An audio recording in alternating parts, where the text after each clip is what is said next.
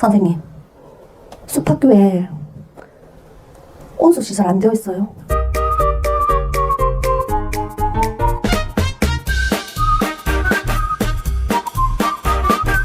자, 두 번째 이야기예요.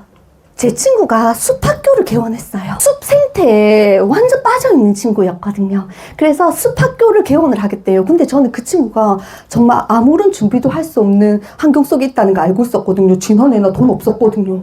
그런데 숲학교를 개원한대요. 그 친구의 용기가 얼마나 대단해 보이던지. 너 알고 보니까 부잣집 딸이었니? 너 어떻게 개원할 수 있니? 근데 그 친구 개원한 숲학교에 가보니까 어떻게 해서 개원했는지 알겠더라고요. 근데 산에 올라가는 입구에 정말 다 무너져 가는 창고 같은 거 하나를 딱 만들어 놓고 거기서 그냥 개원을 한 거예요. 그 친구는 진짜 숲 생태가 주고자 하는 교육 철학을 그대로 아이들에게 적용시켜서 자연 속에서 행복하게 자라는 아이, 그렇게 키우고 싶다고 하는 교육 철학만을 믿고 숲 생태, 숲학교를 만들었던 겁니다. 자, 8명이 원화 모집이 되었어요. 한 명 한 명이 너무 귀할 듯이요. 일주일이 지난 어느 날 학부모님이 전화가 오셨습니다. 선생님, 숲학교에 온수시설 안 되어 있어요. 네, 제 친구가 돈 없이 시작해가지고 온수시설이 미처 준비가 되지 않았던 거예요. 그랬더니 그 어머니께서 이렇게 이야기하시더랍니다. 우리 아이가 손을 씻는데 손이 너무 시려워서 깨질 것 같았대요. 선생님, 온수시설이 되어 있지 않은지 알았다면 저 이 원을 선택하지 않았어요. 여기 선택하지 않았다고요. 왜 저의 이런 잘못된 선택 때문에 우리 아이가 고통을 받아야 되죠? 선생님, 이 아이가 차가운 물에 손을 씻었을 거 생각하니까 제가 진짜 너무 마음이 진짜 너무 아파요. 하면서 정말 우시더랍니다. 그러시면서 선생님, 온수시설이 되어 있지 않다면 전 이 원을 그만둘 거예요. 그리고 온수시설이 되기 전까지 우리 아이를 원에 보내지 않겠습니다. 온수시설이 마련되면 그때 다시 연락주세요. 하고 전화를 끊더랍니다. 제 친구가 순간 본인에 대한 자괴감이 밀려오더래요. 내가 그냥 철학 하나만 믿고 너무 섣부르게 진행을 했구나. 난 너무나 부족한 사람이구나. 그렇게 자괴감에 한참 빠져있을 때 또 학부모님에게서 발신 전화가 오더랍니다. 너무 안 받고 싶을 것 같지 않아요?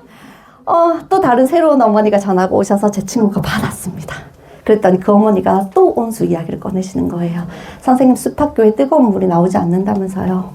그 순간 제 친구가 내가 이 원을 접어야 되나 생각하고 있었대요. 그런데 그 다음번에 그 엄마가 어떤 이야기를 했는지 아십니까? 선생님, 감사해요. 온수시설이 되지 않아서 감사하대요. 이게 무슨 말일까요? 어머니의 이야기는 이러하셨습니다. 선생님, 우리 아이는 태어나서부터 지금까지 수도꼭지만 틀면 따뜻한 물이 철철 나오는 집에서 자랐어요. 그래서 이 아이는 집에 나오는 따뜻한 물이 너무나 당연했던 거예요. 근데 숲학교를 다녀온 후에 아이가 손을 씻으면서 이렇게 이야기하더래요. 엄마, 따뜻한 물이 나오는 게 이렇게 행복한 일이야? 엄마, 이렇게 좋은 거였어? 그래서 엄마가 숲학교에 온수시설이 되어 있지 않구나를 그때 예측을 하셨던 거예요. 아이는 그때부터 손을 씻을 때마다 행복하다고 이야기하더랍니다. 그때 엄마가 알게 된 거죠. 이 아이에게 자기의 일상생활 속에서 당연하게 누리던 것들이 당연한 것이 아님을 알려주신 선생님이 너무 감사하더라는 거예요. 어때요, 부모님? 우리 아이에게는 똑같은 사건이 벌어진 거예요. 그런데 어떤 엄마는 어떻게 스토리를 입히고 계신가요? 우리 아이를 무력한 피해자로 만들고 계신 겁니다. 이 아이는 어떤 어른이 될까요? 누군가로 인해서 내가 피해를 받을 때마다 저 사람은 나에게 피해를 주고 나는 무력한 피해자의 포지션에 서게 되는 거예요.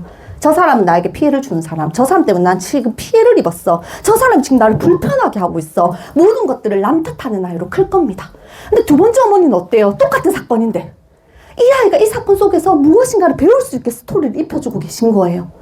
일상생활 속에서 내가 당연하게 누리던 것들이 당연한 것이 아니라는 것을 부모님께서 일상생활 속에서 스토리를 통해서 아이에게 가르쳐주고 계셨던 겁니다. 자, 내가 어떤 결정을 할지는 우리 부모님들의 선택이에요. 어떤 스토리로 우리 아이들을 채색해 주실 건가요? 한번 생각해 보셨으면 좋겠습니다.